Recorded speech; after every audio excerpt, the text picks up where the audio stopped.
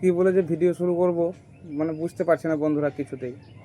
তোমরা তো সকলে প্রায় জানো যে দৈবকীর কী হয়েছে না হয়েছে। তো আজকে হচ্ছে তারপরের দিন ভিডিওটা করছি। মানে কী যে বলবো তোমাদেরকে, আমি বুঝে উঠতে পারছিলাম না। কালকেও পোস্টটা অনেক দেরি করে করেছিলাম, কারণ সবার আনন্দ মানে নষ্ট করতে চাইনি বলে। কিন্তু কোথাও না কোথাও ভাবলাম যে এটা যদি তোমাদের না বলি তাহলে হয়তো অনেক বড় অন্যায় করা হবে। মানে কী বলবো, আমার কথা একদম আটকে যাচ্ছে। কালকে 11টা নাগাদ দৈবকীকে সাপে কাটেছে। তো দৈবকী এখন হাসপাতালে আছে, তার মানে জীবনের সঙ্গে যুদ্ধ করছে বলতে পারো। তো এখন মানে কি বলবো তোমাদেরকে, আমি মানে বুঝে উঠতে পারছি না যে কি বলবো তোমাদেরকে বন্ধুরা। তো কালকে দৈবকী 11টা নাগাদ সাপে কামড়েছে। আজ হচ্ছে তার পরের দিন। এখন বাজে সকাল 7টার মতো বাজে। তো আমরা এসেছিলাম, রাত্রে বাড়ি এসেছিলাম।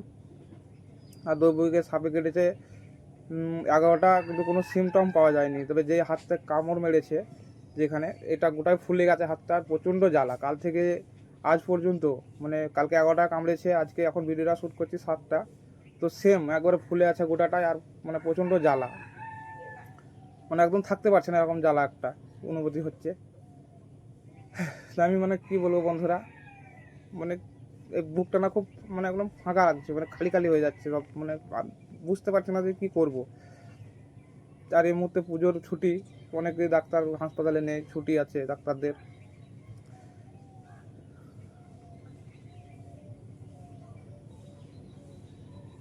তো এইটাই ছিল যে তোমাদেরকে জানানোর, যে দৈবকীকে সাপে কামড়েছে। আর ডাক্তারে অনুমান করছে যে যে সাপে কামড়েছে সেই সাপটা চন্দ্রবোড়া, সেটাই অনুমান করছে ডাক্তাররা।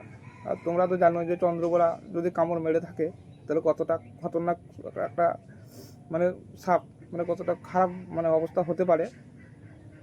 তাহলে ওর যদি কিছু হয়ে যায় না বন্ধুরা, আমি কিন্তু থাকতে পারবো না। ওর কিছু হয়ে গেলে আমি বাঁচবো না।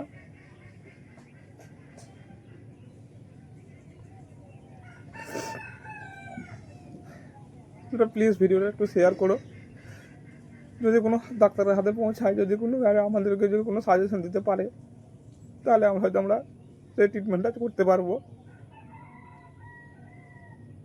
কালকে 11টায় কামড়েছে, আজকে তার পরের দিন এটা সকালে 7টার সময় ভিডিওটা করছি।